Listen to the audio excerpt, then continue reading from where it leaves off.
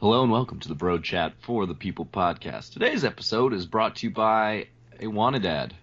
Wanted. Time machine technician needed ASAP. So I had a huge lapse in judgment and made a huge mistake today, of course.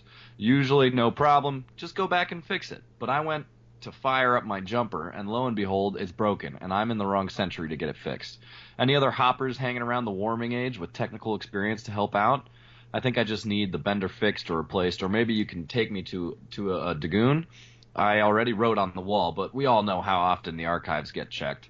Hopefully someone is around, so I don't have to wait for a rescue. Thanks! Email me or write on the wall. Alright, let's go.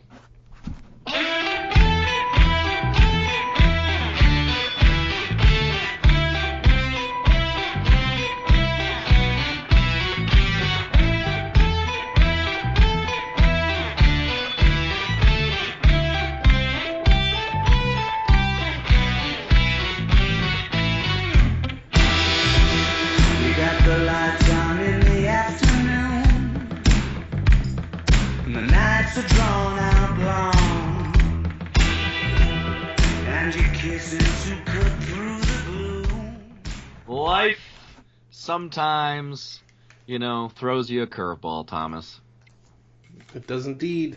Did you agree? No, fastball's down the middle every time. We're getting philosophical up in this biatch.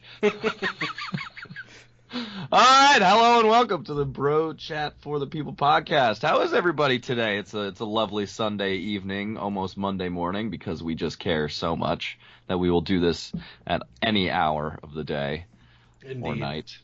And, well, Tom, there's a couple things to talk about tonight, obviously. First and foremost, the absolutely tragic massacre in Orlando, Florida, which happened early this morning, late last night. Anything to say? Well, I mean, there's lots of things to say about it, obviously. Okay. I mean, first of all, barring some weird, bizarre thing, this is a Muslim extremist act of terror. Thomas. I know. I'm not supposed to say that. That's very Whatever. daring. It's the gun's fault, right? I know you're not supposed to say that either, Thomas. Well, I thought that was okay because that's what the liberals would say. And if no matter what you say, however intolerant, if it's what liberals say, then you can say it, right? Well, yeah, because no one pays attention to conservatives crucify anyone publicly. But I mean, this is it happened, and it's kind of it's really sad, obviously. And you have a lot of people don't even know who were actually there yet. I guess they're releasing the names tomorrow morning. Yeah, I think they know 8 names have been released or something like that. But so you got people who are literally have no idea whether they know somebody or a family member or something. Obviously, there's probably a lot of people out there hectically calling their, sons or daughters this morning, of people who live in Orlando, just kind of trying to get in contact with them, and, who knows? I'm sure. 50 people, man. 50 people. Yep, largest shooting in American history. Is it time? Is it time for a change, Thomas? Is this the kind of country we want to be? What does this have to do with this isn't about... Tom, how do you think American. he got that gun? How do you think he got that gun, Thomas? I don't know. How do you think he got it? Legally? Absolutely. Yeah, probably. Went through all the proper channels and then committed the largest mass shooting in the history of America. True. And if he didn't have a gun, he probably would have stabbed 5 or 6 people. Or maybe made a crock-pot bomb. Or maybe he would have. Well, he could have done that anyway. Or he could have done it anyway, but I guess it was easier because he had a gun. Or he could have driven his car through the front door, tried to run over as many people as possible. There's lots of ways that you can kill people. Why haven't... Yeah, I know. This may sound insensitive, but why haven't we seen that? That seems like an... Never mind. Jeez. That seems just pretty... shut up. Seems kind of efficient. Oh, jeez. What are you doing, Danny? Anyway, yeah. So obviously, our nation's best and brightest had a lot to say about this. First and foremost, Barack Obama, our great president, ordered that all flags in federal buildings will be flown at half-mast until Thursday. So that's nice. That's always that's traditional thing, obviously. And he also postponed an appearance with Hillary Clinton, also very appropriate. Oh wait, didn't postpone his golf game tomorrow. Still going to do that? Is he? I have no idea. I'm just making fun of Hey him. man, when you gotta golf, you gotta golf. Yeah. You and I know that.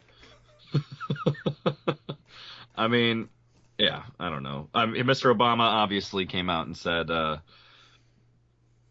that the quote brutal murder of dozens of innocent people was, just a further reminder how easy it is to acquire a deadly weapon and shoot people with it. He also said, quote, "We have to decide if that's the kind of country we want to be. To actively do nothing is a decision as well." Well, see, this is just classic. Obviously, we know Obama has campaigned hardcore for gun control, so we know what he's saying. We know what decision he wants to make. Well, of course. He wants to take all our guns and suppress us. Yeah, like the Australian government did. This is in your blood, Thomas. Giving up your guns to the government is in your blood. Well, I didn't fight it last time. I'll fight it this time. Yeah, there you go. Mistakes can But be the idea that this is the gun's fault is ridiculous. If people want to kill people, people are going to kill people. They killed people. A lot of people died before guns were made. The idea that a lot more people died. A lot more people died. But to me, this is just another cheap attempt at an issue in which has nothing to do with mass shootings. Like, the reality of the situation is as horrible as this is. I mean, this is 50 people got shot up in a nightclub. A lot of people die every day from a lot of different things. And is this the appropriate time to be putting this in perspective? No. Well, maybe. No. But this is a response to Obama. This isn't about this kind of thing. Because I've talked about this before. We had another shooting happen while we were recording. I don't remember. Oh, the San Bernardino ones. Yeah. And immediately it's, gun control. Can you make a speech without talking about gun control when you're, talking about how sad it is to all these families who don't even know if their kids or their parents or whoever might have been there is dead or not, and you're talking about gun control. Well, you don't even. Well, it's not even like you mentioned gun control. Never waste a good crisis, Thomas. Exactly. Thank you. Never waste a good crisis. Can't these people be human beings for once, and not political machines? What do you mean by these people? You mean Hillary Clinton, who said that this just reminds us that this reminds us once more that there are no place. Oh, that weapons of war have no place on our streets. Yeah. Those people. Those people. I mean, even look. Those evil 70-year-old women. Yes. You know who has no place on our streets? Hillary Clinton has no place on our streets.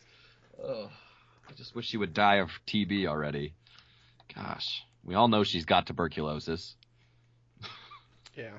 Her plan is to become president and make Elizabeth Warren her VP so that she can have Elizabeth Warren be president. Oh, gosh. Well, actually, I don't know anything about that. But Trump came out afterwards and in classic Trump fashion said that Barack Obama should step down for refusing to use words like radical Islam. Yeah. Okay. He's not going to. He should step down for a lot of reasons. He should be impeached for a lot of reasons, but I don't well, maybe that's a part of one of them, and the kind of the way that he's systematically ignored this issue. But for using these terms right now, no, sorry, Trump. So that's something you could probably see yourself getting behind, Thomas, right? With Trump. I mean, he also said, if we do not get tough and smart real fast, we are not going to have a country anymore. Well. So in this way, he's much better than Hillary, wouldn't you say? True. I mean, there's a lot of things that I would rather have Trump on than Hillary. But there's also a lot of things that just completely make him unacceptable. I mean, just because he's closer to my views than, Clinton is. And then you also have this whole idea, which we have been going on from the beginning, about not trusting a word that comes out of his mouth. I think he might be just because of who he is. I think he could be very very much a nationalist, and he would do a lot that would be he may step over some lines, which could be a good thing and could be a really bad thing. Yeah. Like, he's not the type of guy, I don't think, who would worry about, well, should we do this? This could cost thousands of people's lives. Let's do it. Like, that's what I don't know. But, I mean, who cares about Hillary and Trump, what they're saying? I mean, they're politically, they're literally on a political campaign right now. Mm-hmm. Obama is a bit of a different story to me, just because, I mean, he, cross our fingers, he won't be president again next year. Cross our fingers. I don't think we're that far gone yet, Thomas. We'll see. We will see, I guess. I mean, I don't know. Little martial law. I think Obama's looking forward to getting away with his family and going to Hawaii or something for a couple months. Dude, he does that all the time. Yeah, but actually, though, No, he actually does that all the time. I know, but actually getting away, you're still the president. It still hangs over your head. It's like having an unfinished paper or something, it hangs over your head. Oh no! Shoot, I gotta worry about that drone strike thing when I get back. I have to do another drone strike to kill innocent people. Anyway, here's some background about the shooter. His name was Omar Mateen, and he was a U.S. citizen of Afghan descent, born in New York, lived in Florida, was not on a terrorism watch list. However, officials revealed that the FBI had twice interviewed him in 2013-2014 after he made, quote, inflammatory remarks, unquote, to a colleague before closing their investigation. It has emerged that he legally purchased several guns in the past few days. He worked for a private security firm, carried a gun as part of his job. His ex-wife has told the Washington Post that he was not stable, had a violent temper, and beat her up regularly during their short-lived marriage for trivial reasons like not doing laundry. Jeez. Stand-up guy, this guy. So that's the kind of person who does this, obviously. I mean, we know that. But, jeez. I don't know what inflammatory remarks means. Yeah. I mean, it must have been pretty bad for someone to, like, a colleague. Like, that guy must have been like, oh, shoot, I gotta report this guy to the FBI. So inflammatory that he has to report him to the FBI. Like, what the heck? What the hell? What did he say? He was gonna kill. Maybe his colleague was gay. I mean, apparently this guy had a very, very strong, deep-set hate for homosexuals. True. Jeez. But yeah, I don't know. This guy's. Anyway, yeah, this is depressing me. This guy's messed up. Yeah, man. I mean, you have to be messed up in many different ways to do this. Yeah. Like, not only do you have to be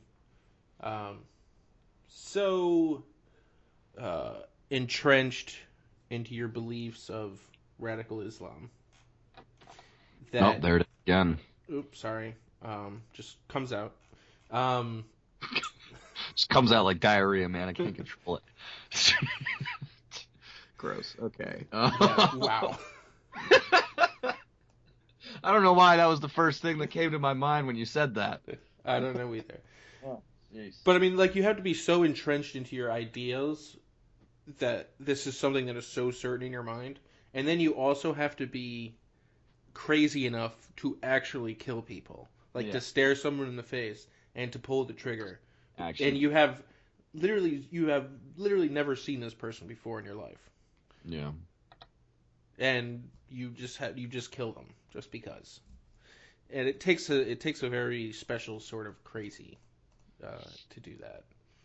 Yeah. But I mean, you never know about whether there was, whether those people who did the FBI investigation didn't do a good enough job, or whether they, whether they get 10,000 of those a year, and there's like a group of 10 people who work on it, and if there's, they check their, Facebook and Twitter and stuff and see there's nothing else on there, then, whatever. Yeah. But this isn't like there's a lot of things you can blame. You can try to blame the guns, you can try to blame the FBI, you can try to blame the people, but at the end of the day, it comes down to this person was a very sick individual, and he was a radical Islamist. Sorry, said it again. Yep. And this is what he decided to do, and to use this for reasons other than like just to kind of mourn these people is just slimy to me. But, yeah. I don't know, man. Sometimes life throws you a curveball. We'll see what happens. I'm sure over the next couple of days there'll be lots of stuff coming out. Yeah. I'm sure we'll learn a lot more. So we'll see.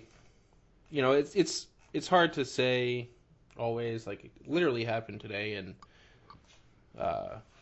so there's a lot of stuff that we don't know about. There's a lot of unknowns still. Yeah, absolutely. But I mean, with the whole calling 911 and declaring he was loyal to ISIS or whatever, it seems at least relatively clear. Yeah. Well, yeah. I mean, yeah. And you can't ignore the religion aspect of it. I mean, I'm not accusing all Muslims of being radical, obviously, but it's indicative at the very least. Yeah. At this point. Yeah, I mean, it's a very common theme. Yeah.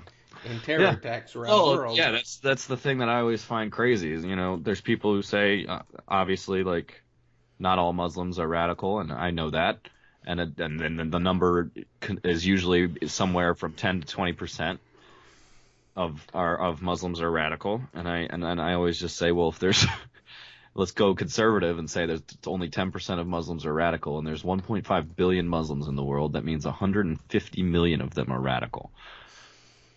Yep. It's a pretty freaking large number. It's half of America. Yeah. Well, yeah, I mean, there's not much else to say about it, except that we're sorry and our prayers go out to those families and stuff. Absolutely. And hope anybody who's listening doesn't have anything happening. So. Yeah, absolutely. Well, on to the Penguins. On to the Pittsburgh Penguins tonight won the Stanley Cup. Almost as depressing. Almost as depressing. Oh my gosh. That was a joke, guys. Holy shit. Anyway, I have compiled. Try to lighten it up, okay? Yes, no, I appreciate that, Thomas, and I think this segment will. I have compiled a list of we'll say several things I hate about the Penguins. Number one, their stupid name and the dumb animal that they represent, or that's their mascot or whatever. Why do you hate on Penguins? It's so stupid. It's just stupid. The Pittsburgh Penguins. We chose it. It's like the Washington Wizards. We chose it because it's alliterative. And well, at least Penguins are like spend their time in the ice and cold. Wizards never spend their time on basketball I don't care. courts. I don't care. I hate it. No Tom Wizards. They're wizards with the basketball. That's a common phrase. Anyway, I hate it. I hate it. And they wear pointy hats. And That's it. Let's go back to the Bullets. The Pittsburgh Bullets would be. Oh, jeez. not the podcast. Anyway, no. They're stupid bandwagon fans who I see all over my news feed and who I hear talk all the time. Oh yeah, Crosby though. Shut up. They're from Pittsburgh, not Canada. Yeah, and you're well, whatever. and they're all those bandwagon fans who are probably currently listening to this and already like making up their own list of why they're not really bandwagon fans. Like shut up. And then those stupid same bandwagon fans who like allowed their team to their stupid crappy team called the Penguins to file for bankruptcy twice. I mean, seriously. And then, the only reason that they were saved from financial ruin was because of their rigged draft pick savior, Mario Lemieux. Oh, gosh. And then those same fans who helped lead the Penguins to the league's worst attendance record ever in 2003-2004, just prior to the other rigged draft, the 2005 NHL draft lottery. Was that when they got Malkin or Crosby? Crosby. Okay. Their refusal to admit that the Boston Bruins are a better team than they are, that also just doesn't play well with me. I found a quote from Evgeny Malkin from the 2011 playoffs when we beat or was it 2012? Oh shoot, I can't remember. The 2012, the one where we lost to the Blackhawks. Yeah, 2012 when I think we swept the Penguins. Yeah, and Malkin was like, "Oh, I don't know if it's just bad luck or if Boston played well." Like, "Oh yeah, okay, you guys got swept. Yeah, that's bad luck." Shut up. And I like Malkin. It's just a terrible thing to say. Ugh, yeah, geez. People get and then sour when they lose, man. Yeah, it happens. Their ability to make Jerome McGinley like temporarily unlikable. I know. I love Jerome McGinley, except when he's on the Penguins for a year. Whatever. And then Sidney Crosby trying to pick a fight with everyone on the ice, including Tuukka Rask. Who does that? And then their stupid bandwagon fan base's insistence that Marc-Andre Fleury still continues to be an elite goaltender. He didn't play this whole. I know. Oh no, but Fleury's still good. Oh, let's not forget about Matt Cook either. Oh, that rat. That freaking rat. Oh, he's such a punk. And then stupid America-hating Sidney Crosby robbing the U.S. of a gold medal in 2010. Let's not forget about that. After everything that we've done for him. All the money that he's gotten for starting the NHL. Oh, sorry, Sidney. Why don't you, if you hate America so much, why don't you make all your money in Canada? Oh, wait. There's no Canadian Hockey League. Or not a good one, anyway. All the Canadian players come to the NHL because that's where the money is. Because America's better than Canada at everything. We want more money. I mean, just think of it this way. Who's going to win, a bald eagle or a Canadian goose? Come on. National birds. Well, Daniel. Yes? As the great Michael Watkins would say, to the Sharks, it sucks to suck. The Penguins won. They deserve to win. And they won. Okay, yeah, and then that sucks. Yeah, and Mario Lemieux's like his stupid rant that he did once about violence in the NHL, but then also signing checks for Matt Cook. Like, what? You freaking hypocrite. And I'm not a Mario Lemieux hater. I'm a Pittsburgh Penguin hater. Sidney Crosby, I hate his stupid playoff beard, if you can call it that. It looks like mine. Looks like yours, Thomas. I know. Hey, I'm not going to hate on him for that, okay? Okay, well, that's fine. You don't have to. I wish I could be a What's hockey another player. reason? Oh, I that's would right. sacrifice not being able to grow beard to be as good as Sidney Crosby in hockey. You I would would do it. What? Yeah, but you wouldn't play for the Penguins, and you wouldn't pick fights with everyone and then not fight. Um, Tom, you'd I fight. might. Jesus, Tom, why are you ruining this right now? You should be joining in on my rant. Well, I got to give the other perspective. And to be honest, I mean, I don't think I'd pick fights with people, but I probably wouldn't fight either. Yeah. Maybe I'd slash people. I don't know. I probably would. Maybe I'd slash people. Just give them a good slash behind the kneecap when they're not looking and turn around skating away. Something Sidney Crosby would do, right? Yes, that is something Sidney Crosby. That's absolutely something Sidney Crosby would do. Thank you. Jeez. And then let's not forget about that stupid Mario Lemieux statue that they have there. And outside their stadium. I can't remember what it's called. Some energy stadium or whatever it is. I can't remember what their arena is.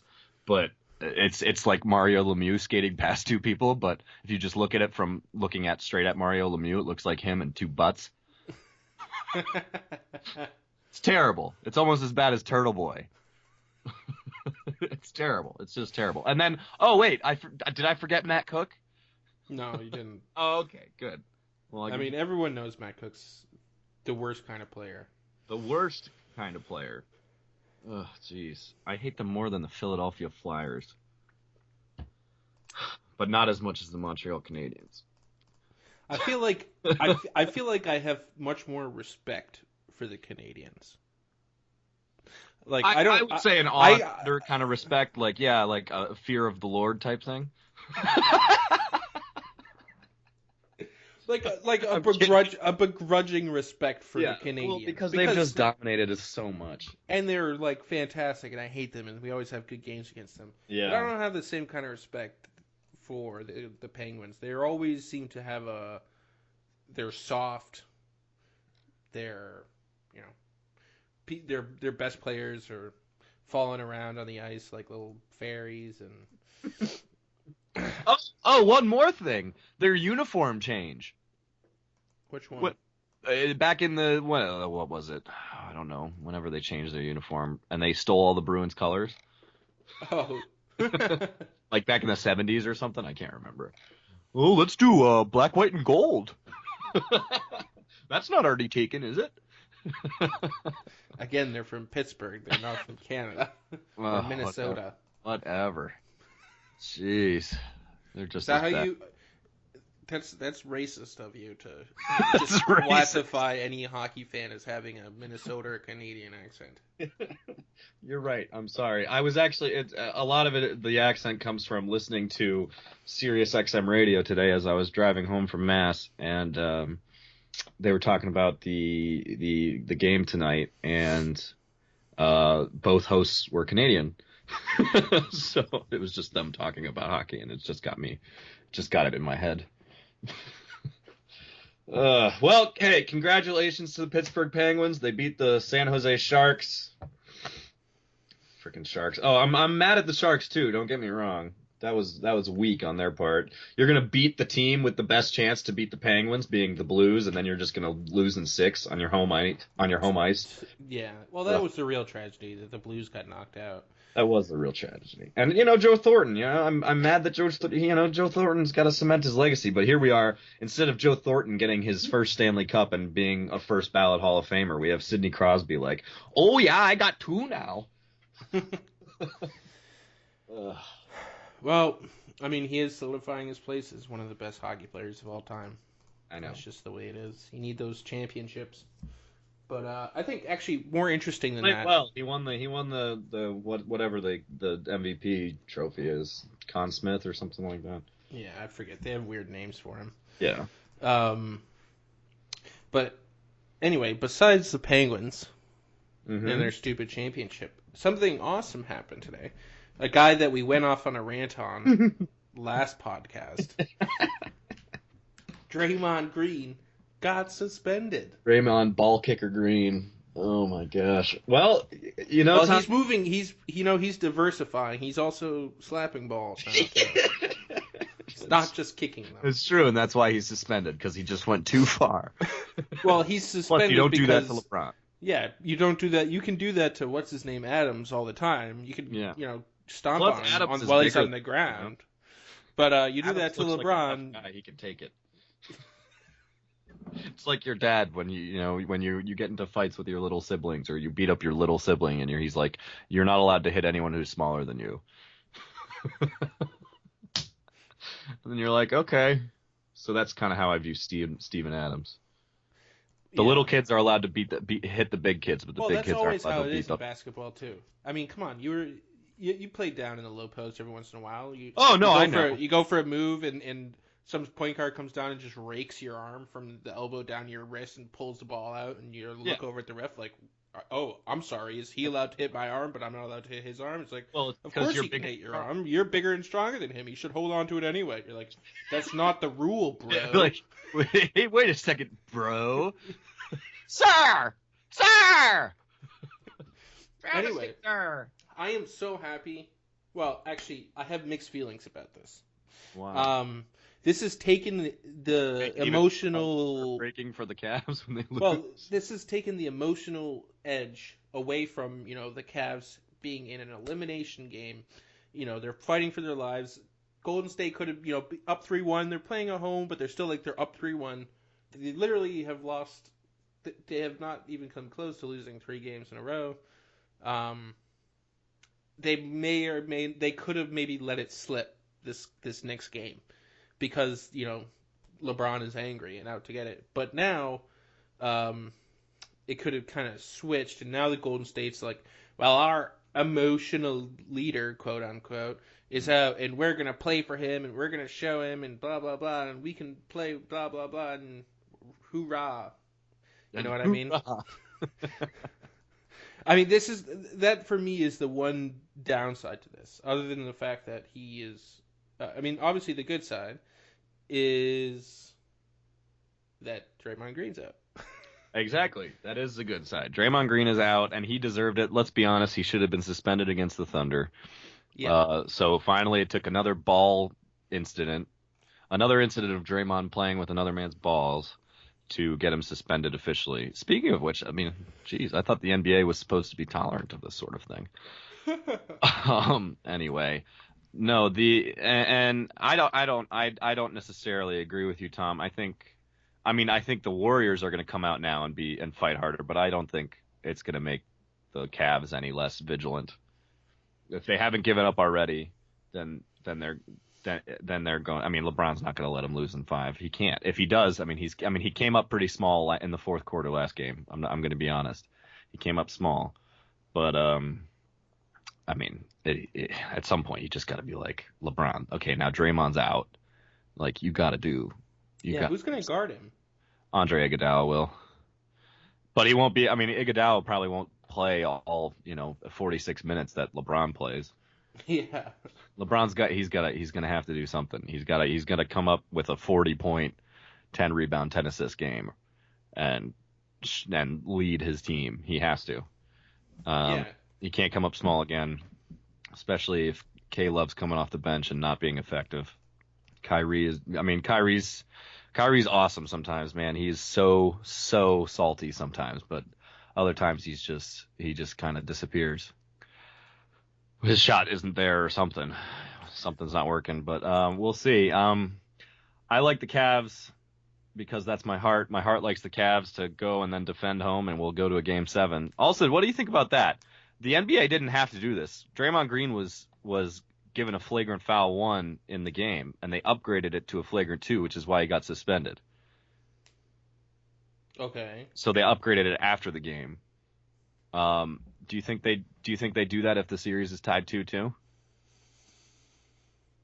I personally don't know. I personally don't think they do. I think 3-1. They're like, okay, well, we're still giving Golden State 2 chances to close this out, even with Draymond back in the lineup. So Game 6 and 7, if the Cavs pull this one off in Oakland. Yeah, it's hard to say, obviously, because you could get just as much flack either way. But people are going to be angry about your decision regardless. Yeah. But if it was anything less than, I don't think he would have gotten suspended had they not had the whole Steven Adams. Oh, I agree. I think it was a culmination. It was like just like everyone's just like, really? Yeah, like Really? again. After this whole thing, like a week ago, this doesn't you did it happen. again. This doesn't happen by accident like this many times. I'm sorry, it just doesn't. Yeah, Although the NBA was like, well, we said it was an accident last time. This is Well, that one was still an accident, and we shouldn't have suspended him. We were right with that. But this one, well, it wasn't because he's hitting him. It's because it should have been a flagrant 2 rather than a flagrant 1. Or whichever way it goes to get the suspension. But I'm really worried about this game now. I thought Cleveland was going to take this game. even on the road, because I felt like before this Draymond suspension, I felt like Golden State, there was no way. They're a championship team, man. They've already won, and they're at home. There's no way they give this game up. Yes, but I hate them. I do too, Tom. I mean, it's not hate. It's not a hate for the Golden State Warriors. It's a hate for Draymond Green. Yeah, well, I hope if and the fact I really liked Klay Thompson. I really like Klay Thompson a lot as a player and as a dude. He seems awesome. But Draymond Green is the biggest tool bag on the court, and I hate him. I hate his guts. And even Curry these days is just so cocky and so swaggy or whatever. Yeah. And it's not fun to watch him anymore because as awesome as he is sometimes, he's just like, I'm the best. I throw it in your face. I'm so good. Yeah. Well, honestly, if they are destined to win, if they are going to win this series, I would have it be this game and just finish the series when Draymond Green's not on the court and you can just, you had nothing to do with it. Yeah. Blah, blah, blah, blah. That's true. I hope you're there in a suit and everyone else is like lying on the ground, celebrating. They've all played basketball and you're standing there with your suit, jumping up and down. See, I agree with you there, but as far as the whole series goes and the way the series looks, I think we differ here, at least in opinion. I think this gives the Cavs didn't have much hope. And I think this gives them a little ray of hope that they can latch onto, because then they win this one without Draymond, then they go home, they can defend their home court, and then all of a sudden it's anyone's Game 7. So yeah. I think this helps them, absolutely. I think it helps their mindset, whereas I think you're saying it hurts their mindset. I'm not saying it hurts their mindset. I'm saying, regardless of whether this had happened or not, Cleveland was going to come out and be just 110% go crazy out there because it's an elimination game. I disagree. I think they might come out in the first half or something, but the second the Warriors go on one of their signature runs, like where they hit 4 threes, 4 times in a row down the court, I think they just fold like a, what do you say? What's the phrase there? Fold like a towel? I don't know. Whatever. They fold and they just give up. They fold like a cheap tent folded player. A cheap tent. There you go. Like a Texas Hold'em player who just doesn't have a good hand. Who's been dealt a 2 and a 9. Oh gosh. Anyway, but yeah, I don't know. I think. I mean, at least I didn't have any hope. I had hope for him. I was hopeful. I was obviously doubtful. It doesn't seem likely. I wouldn't bet on it, but I still had hope that LeBron was going to make something happen, or Kyrie. LeBron wins one game and Kyrie wins one game all by himself, and then you never know what happens. Yeah, absolutely. That's what I'm saying. You get to Game 7, you never know what happens. Yeah. Oh man.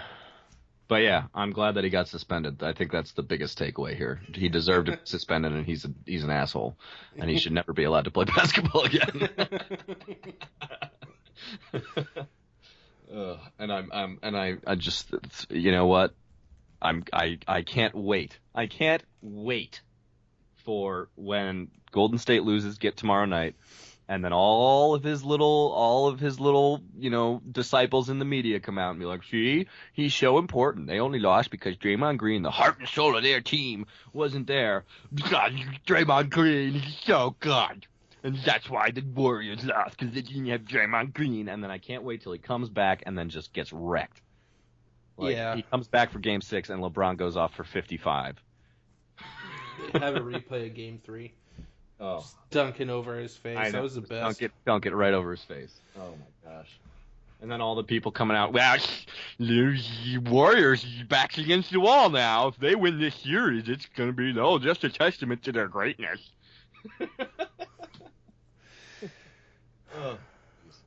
It's kind of interesting to not have people not have them slobbering over LeBron now. I mean, it is interesting. It's kind of I'll be the first to say it's a nice change. It's nice to be the one finally slobbering over LeBron. Without everybody also doing it. Yeah, exactly. Well, I mean, but let me also be clear. I'm not slobbering over LeBron. He came up very small last game, and I still think he's the best player in the world. But I thought that they just had some shit luck at the end of that game. They had a bunch of layups that just kind of like rolled around the basket and then just fell off. Yeah. Well, I mean that's true, and that always plays a part. That always plays a part. But I mean, the Warriors finished well. You got to give them credit for that. Yeah. Warriors closed it out. But we'll see tomorrow night. Yeah, we'll see tomorrow night, I guess. But all right. Well, what are we looking at here? Close to time. Yeah, I don't remember exactly. I think Wednesday one of our favorite guests is coming on for his second appearance, Mr. Colby Popick himself. Nice. We got some interesting soccer tournaments going on right now. Dude, Copa. I'm actually really excited for Copa. I mean, well, obviously it's going on right now. The US is playing pretty well, and apparently it's going to be they're talking about making it an every 4 years thing. With all of because I mean, you think about international soccer, the European teams are just so far and above every other part of the world. Besides South America, well, maybe. Brazil. Brazil got dominated last World Cup. Well, okay. I mean, every team has its ups and downs. I understand that, but currently it feels like. I mean, Brazil got bounced today from the Copa. Yeah. And Colombia's been pretty good, although they did get shocked by Costa Rica. But the U.S. has outgrown just, Mexico, Costa Rica, Honduras, and then them. They've outgrown that. So it's good that they'll be going down to South America and playing some better competition every 4 years. Other than the World Cup, because they need to do that. They can't just be playing the best international competition at the World Cup, because that's just not enough. Yeah, I don't think you understood what I said. Brazil is not in the Copa America anymore. It was eliminated. Yeah, I'm agreeing with you that Brazil's not that good anymore. I'm saying Europe, the European countries like Germany, the Netherlands, France is even looking very good according to our expert. I haven't been watching France. Portugal, Spain, obviously are always good. You still got Argentina in South America, dude. Argentina and Uruguay for Luis Suarez carries that team pretty well. But I mean that competition I just feel like they're just running. Sure. They're currently running away. Maybe it'll come back. Maybe the South American teams get better or the European teams get worse, and as they do, ups and downs. But currently, Europe seems to be running away with the level of competitive play in international soccer. I don't think I want to get his opinion on this because last World Cup Brazil was like in the semifinals. And then they got beat by Germany 5-0. So 7. They were still in the semifinals.